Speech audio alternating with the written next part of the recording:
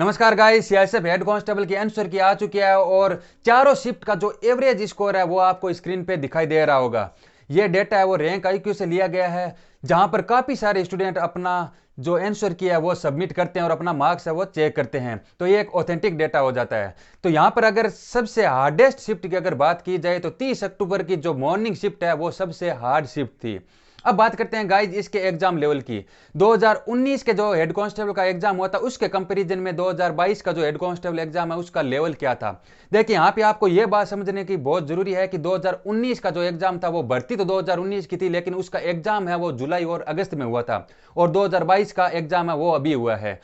तो अगर देखा जाए इनके एग्जाम के जो लेवल है उसमें क्या डिफरेंस है, इसकी अगर बात की जाए तो यहाँ पे देखिए जो 2019 का एग्जाम है वो हुआ था 6 शिफ्ट के अंदर, यानी उसकी टोटल 6 शिफ्ट थी। 6 शिफ्ट के अंदर एग्जाम हुआ था और वो एग्जाम है मैंने भी दिया था और मेरा उस एग्जाम के अंदर स्कोर था 88 मार्क्स, जिसको आप सब्जेक्ट वाइज अगर आप देखना चाहे तो आप स्क्रीन पे देख सकते हैं कि इस प्रकार सब्जेक्ट वाइज मेरे मार्क्स है वो 2019 का जो हेड कांस्टेबल है उसमें आया था और टोटल मेरे 88 मार्क्स थे और नॉर्मलाइज में मेरे 0.1 मार्क्स ही बढ़े थे। अब बात करते हैं 2019 पे, अब बात करते हैं 2022 पे। गाइस 2022 का जो अभी एग्जाम हुआ लेटेस्ट ये हुआ है कुल 4 शिफ्ट के अंदर। तो जो 4 शिफ्ट है कल रात मैंने, यानी ये जो एग्जाम है इसका लेवल जांचने के लिए चारों शिफ्ट को कल रात मैंने सोल्व किया और मैंने अपने एवरेज स्कोर देखा। तो एवरेज स्कोर चारों शिफ्ट का मेरा एवरेज स्कोर है वो 85 रहा, किसी में 83 किसी में 86, लेकिन टोटल जब मैंने एवरेज देखा तो मेरा 85 स्कोर रहा।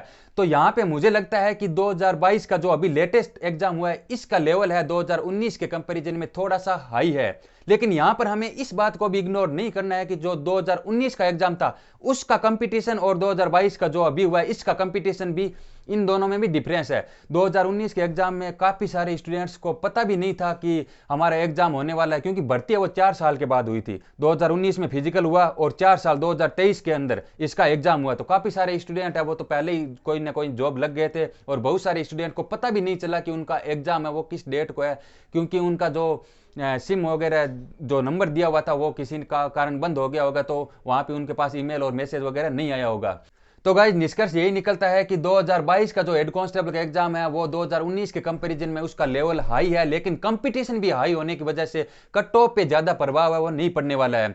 और यहाँ पे गाइज मैं आपको एक इंपॉर्टेंट बात बताना चाहूंगा कि जो सीआईएसएफ की 2019 है उसकी जो टाइपिंग है वो आज शुरू हो गई है, यानी 4 नवंबर से आज इसकी टाइपिंग शुरू हो गई और मेरी भी टाइपिंग है वो 6 नवंबर से होने वाली है और मेरा जो सेंटर है वो है देवली टोंक।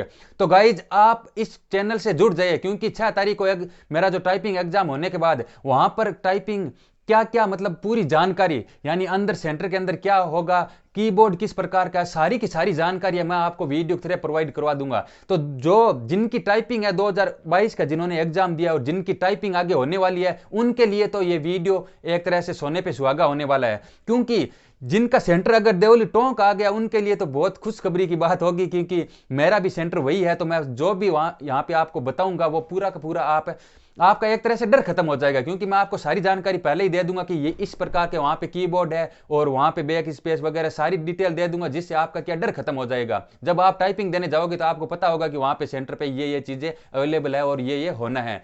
तो एक तरह से आप व्यय से मुक्त होकर वहां पे आप अपनी टाइपिंग को दे पाओगे। और आगे भी टाइपिंग होने के बाद आपका मेडिकल भी होने वाला है और मेरी भी टाइपिंग होने के बाद मेरा मेडिकल होने वाला है। तो मेडिकल की भी मैं संपूर्ण जानकारी आपको प्रोवाइड करवा दूंगा, क्योंकि जो भी वहां पे होने वाला है वो सब कुछ मैं आपको वीडियो की तरह बता दूंगा, जिससे आप लोगों को कोई दिक्कत नहीं होने वाली है। तो गाइज मेरे कहने का मतलब है कि सीआईएसएफ का अगर आपने इस बार एग्जाम दिया है तो आप इस चैनल से जरूर जुड़ जाइए, क्योंकि यहाँ पे इस एक सिंगल चैनल पे आपको सारी सारी जानकारी है वो मिल जाएगी।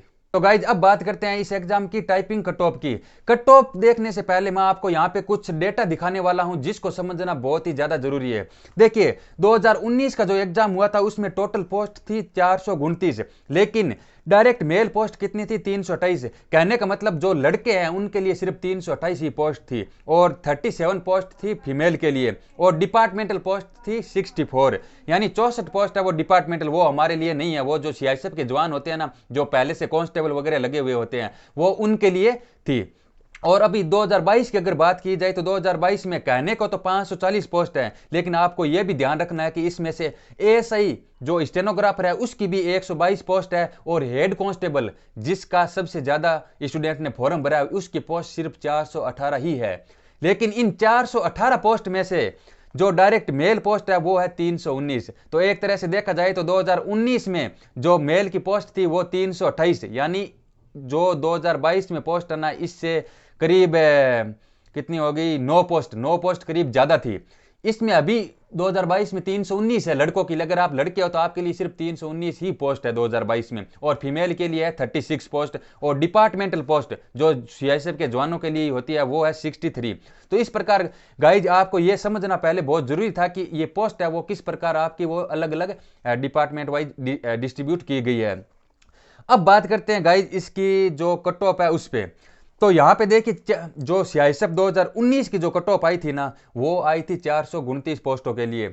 तो यहां पे आप सबसे पहले ये चीज देख सकते हैं कि जो 429 पोस्ट थी ना उसके लिए कितने बंदों को क्वालिफाई किया था। टोटल 429 पोस्ट के लिए 6422 स्टूडेंट्स को उन्होंने टाइपिंग के लिए पास किया था। तो यहां पे अगर इसका मल्टीप्लाई फैक्टर देखा जाए तो करीब 15 गुना स्टूडेंट को 2019 में पास किया गया था। और 2019 में जो कट ऑफ गई थी वो यूआर की थी 79.94, ओबीसी की सेम कट ऑफ थी 79.94, एससी की 76 और एसटी की 71, और फीमेल की कट ऑफ भी इनसे थोड़ा थोड़ा कम गई थी। वो आप यहाँ पे स्क्रीन पे देख सकते हैं कि फीमेल की कट ऑफ इस प्रकार 2019 में गई थी। और गाइज अभी 2022 के अंदर टोटल पोस्ट है हेड कांस्टेबल की 418। मैं यहाँ पे एएसआई स्टेनो की बात नहीं कर रहा हूँ, सिर्फ हेड कांस्टेबल का भी आपको बता रहा हूँ। एएसआई स्टेनो की कट ऑफ है वो अलग से जाने वाली है। तो हेड कांस्टेबल के लिए टोटल 418 पोस्ट है। तो करीब हम मानते हैं कि अगर 2019 का में 15 गुना स्टूडेंट को करीब पास किया गया था तो यहां पे भी करीब 15 गुना या उससे थोड़ा सा कम, तो करीब आपको 6257 या 6300 के करीब स्टूडेंट है वो पास करने वाले हैं टाइपिंग के लिए। इतने स्टूडेंट टाइपिंग के लिए पास होने वाले हैं, ये 418 पोस्ट के लिए है। लेकिन इनकी जो कट ऑफ है वो अलग अलग बनने वाली है। एएसआई की कट ऑफ वो तो अलग ही बनेगी पूरी, और इसमें जो हेड कांस्टेबल के अंदर भी डिपार्टमेंटल जो पोस्ट है वो अलग से बनने वाली है। तो गाइज अभी मैं आप लोगों को कट ऑफ बताने वाला हूं कि इस बार क्या कट ऑफ है वो इसकी रह सकती है टाइपिंग के लिए सीआईएसएफ हेड कांस्टेबल के लिए।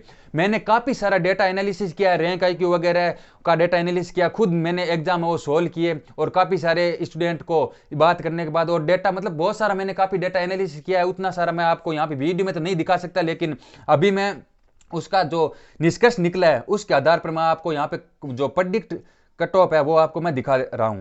देखिए यूआर की इस बार कट ऑफ है ना वो 77 से लेकर 83 के बीच रहने वाली है, और ओबीसी में भी कोई डिफरेंस नहीं होने वाला है। अगर डिफरेंस रहेगा तो 1 नंबर का रह सकता है, नहीं तो इसकी कट ऑफ है वो यूआर के सेम ही जाने वाली है जैसा 2019 में गई थी। इसकी भी कट ऑफ 77 से 83, और 80 की कट ऑफ 75 से 80 के मध्य, और एसटी की कट ऑफ 70 से 75 के बीच जाने वाली है। तो गाइज ये मेल की कट ऑफ है इस प्रकार रहने वाली। अगर आपके मार्क्स है वो 1 या 2 नंबर इनसे कम या ज्यादा है फिर भी आपका चांस बना रहेगा। ये गाइज सिर्फ टाइपिंग कट ऑफ है, ये फाइनल कट ऑफ नहीं है।